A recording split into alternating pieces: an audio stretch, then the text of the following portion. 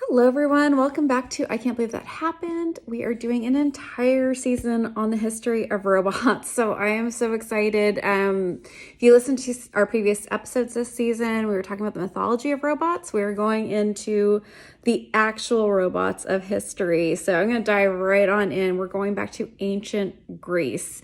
And we are going to the first drone. I'm going to just ask for your forgiveness. I don't know how to pronounce most of this. I've been looking all morning for some good ways to pronounce. I'm sorry. I'm going to do the best I can. We are trying something new. This is on video, so either you're listening to this in the car, feel free to head over to our YouTube channel. That's I Can't Believe That Happened.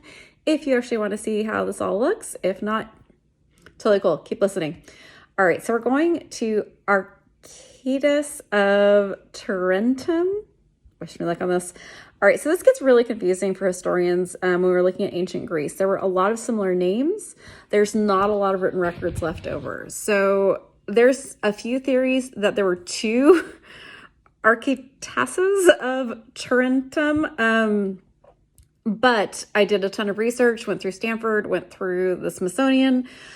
As close as I can tell, this is pretty much the same person, but there are some theories. But we're just going to move ahead with the best of the research I could come up with. And this is the first drone. This is really exciting. This guy was pretty impressive. He was a mathematician. He's a political leader that got elected 7 times.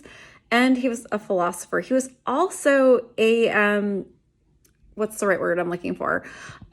He worked with Plato and even rescued Plato from Syracuse. No, not the city, an actual leader. And he sent a boat out to go get him. So this is kind of the time period we're looking at. And around 350 BC, again, like I said, there's not a lot of written records. And one of the things that we deal with as historians and that a lot of historians who are studying Archytas have a lot of issues with is this is a really brilliant person who not a lot of writing is left that is from him. There's only 4 fragments, that's it, of his own definite work. Everything else is kind of hearsay and things that people wrote about their impressions when they saw something, or they're written by historians that were writing about 50 years after his death. So it's kind of a little bit of a game of telephone tag. And we just kind of do the best we can with piecing everything together. But one of the most interesting things is this possibility that he developed the first drone in 350 BC. And the idea of this, and let's just go into the idea of this because it's really cool, is that it was a dove or a pigeon, depending on who you're talking to. But there was multiple accounts of people who said they saw this happen, that a wooden dove or pigeon flew on its own for 200 meters. Think about this for just a minute. Just a creature that flapped its wings, and the accounts were that this creature flapped its wings, took off, and flew for 200 meters on its own. There's a lot of theories now about how that could have happened. There were multiple sources saying that this did happen, so we have to definitely look at this and say, okay, well, this is coming from multiple sources. And each source said that the bird flew on its own. Now, there's a few different ways to think about this. So we have to look at this as kind of like if you went and saw a magic trick and you said, oh my gosh, this person sawed this person in half. And then 100 other people saw this and said, the person sawed this person in half, and we all saw it. And then they're back together and it's all great. Historians in the future would have to account for maybe someone did saw someone in half. Maybe they put them back together again, or maybe there's something that we didn't know. And if we saw the drawings of how that trick worked, we'd have a much clearer idea. Now, the problem is we don't have drawings. We have no drawings from Archytas. All we have are these accounts of people who saw this and said that this is what happened. As historians and mechanical engineers and other people looked at this, they've come up with some different theories on how this could have happened. The idea is that there might have been a steam engine, because everyone said that there was a puff of smoke that left the bird when the bird took off. So there's an idea that there's an internal steam combustion engine inside this bird, which first off, if that happened, wow. I mean, think about this, 350 BC and internal steam combustion engines. Doing good here. That's pretty wild, right? Okay. That's a theory. The other theory is that there were counterweights and balances and string.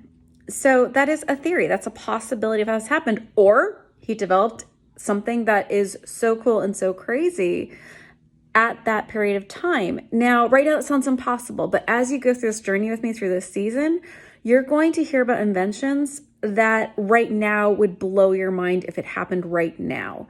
And these absolutely happened back in the BC era. Like, this absolutely was a thing. So as you go through this journey, you might want to revisit this episode and go, well, maybe there was a way this happened. And we're not going to know how this happened because we don't have the drawings of this. We don't have his mechanical drawings of how he created this bird. What we're going to have to wait for is some mechanical, curious person, someone who's really curious about how this could have happened and does research at what tools were available, what materials were available at the time, and what knowledge was baseline at the time. What would this very brilliant mathematician and philosopher have known? And what could he have brought together with the tools and the possibilities at that time? And test and try and fail a billion times and see what would have worked. And maybe one of you is going to be that curious person and you're going to try a whole bunch of times and see how this could work. And you're going to learn a lot if you try this. No matter how far you get in this experiment, you will learn so much. And this is really exciting. I can't wait to talk to you guys next week, because one of the things that as historians we're looking at is who invented what next. So who invents what next is what we're going to cover next week. And that's going to be Hero of Alexandria. And he builds a clockwork bird. And a whole bunch of other things. We are going to go into it. It is crazy. I had no idea these things existed in ancient Greece. So I am so excited to share this with you next week. But this is a few hundred years in the future. So we have to figure out what did Archytas know at the time? What tools did Archytas have at his disposal?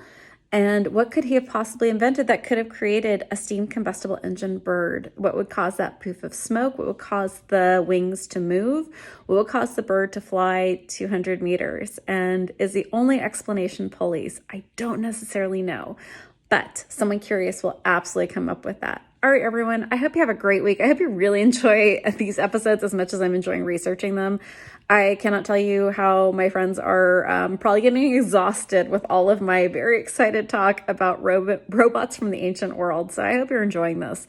If you can, please share these episodes. I think they're really fun. I think it's actually really important to learn what's possible. We're talking about the BC era. We're talking about time before you could just plug something in, before we had super tiny batteries. So all of these things that I'm talking about are possible without being plugged in. So if your mind can just kind of go with, if this is all possible, what can be possible right now? What can I make with gears? What can I make if I just file gears and let them move together? So this is kind of a really interesting season for me, and I hope it's really interesting for you. So please share this with your friends, your family, your social media groups. And we also have a Patreon account. So if you can and you're able to, really would appreciate the support. This is all a one-woman show here right now. So thank you so much. Have a great week. Tune in next week for the Hero of Alexandria. It's a great name, isn't it? Right? I hope you enjoy that episode as well. I'm really psyched to bring that to you. All right, y'all. Have a great week.